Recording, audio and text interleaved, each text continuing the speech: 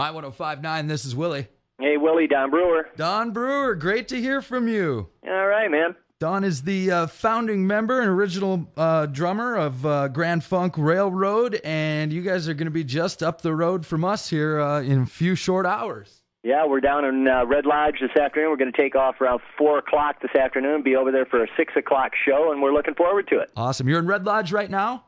We're actually in Billings. Oh, you're in Billings. How do you like it so far? Oh, it's beautiful out here. Have you been here before? I haven't been to Billings. We actually flew into Bozeman a few years ago and played a festival over by Bozeman, but have never been to Billings. No. Okay, cool. Well, welcome to Montana. We're looking forward to a really great show tonight. We're all big Grand Funk Railroad fans here at My 105.9, so it's great to talk to you this morning. You guys have been out on tour for a while? Actually, we're just in the middle of about a 12-day run right now, and we'll do about 40 shows over this year, a lot of them over the summer. We head from here to Portland, Oregon, and then Seattle. And then next week we're in, Wisconsin and Iowa, and, it's a great thing to do. We just get out there and play and have a good time, and travel to all these wonderful cities, and it's really a lot of fun. Sure, it sounds like you still love touring. I really do. I really love to play. I love to tour, and it's in the blood, I guess. That's good.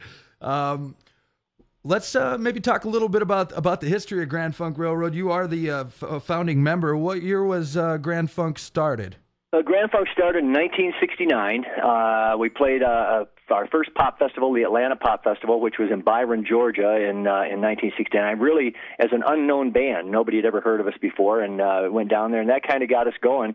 We walked out in front of 50,000 people, and they'd never heard of us before. And by the end of the show, they gave us a standing ovation, and we started getting a lot of shows after that. And pretty soon, the record company took notice, and we got our record deal and put out an album, and they just kind of kept cranking them out for most of the 70s. Right. We did about 14 albums in about 6 years. So it's and as many tours. So we were really a touring band. We've always been a live band, and that kind of continues the tradition today. We still love to tour. I had a lot of voicemails on my phone after I announced yesterday that we were going to be talking to you, and a lot of our listeners. All of our listeners that have seen Grand Funk Railroad in the past, whether it was 1970 or 1990, they all said that you guys are the greatest live band they've ever seen. And that's what we focus on, and that's we've really never been able to capture that in the studio. When we go into a studio, we really have to play studio type stuff. Right. You can't play live in the studio. It just, for some reason, it doesn't translate. Right. So that's why we like to do live. Well, and looking back at you guys' history, man, you guys blew up big, because you say you started in 1969. In 1970, you guys had sold more albums than any other American band, and then you broke the Beatles' Shea Stadium attendance record in 71. Yeah, we did. Yeah, well, I like to say that they probably just got their ticket selling process together by then. It's they were able to sell. We sold faster than the Beatles. Right, 72 hours you sold out Shea Stadium. That's pretty impressive. Right around that time, you guys did that big publicity stunt with the Times Square billboard. Yeah, we had the huge billboard in Times Square. It was a block long.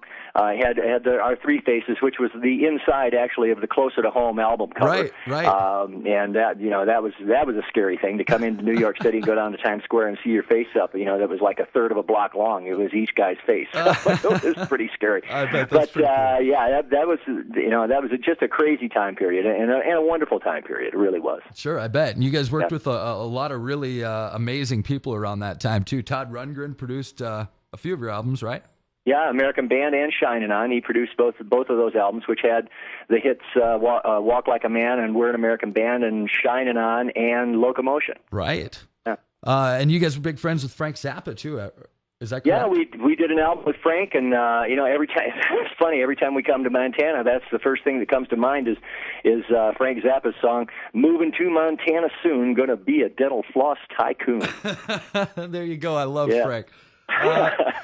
And you're Homer Simpson's favorite band too. That's pretty great. Yeah, Homer mentioned us in one of his episodes, each guy by name.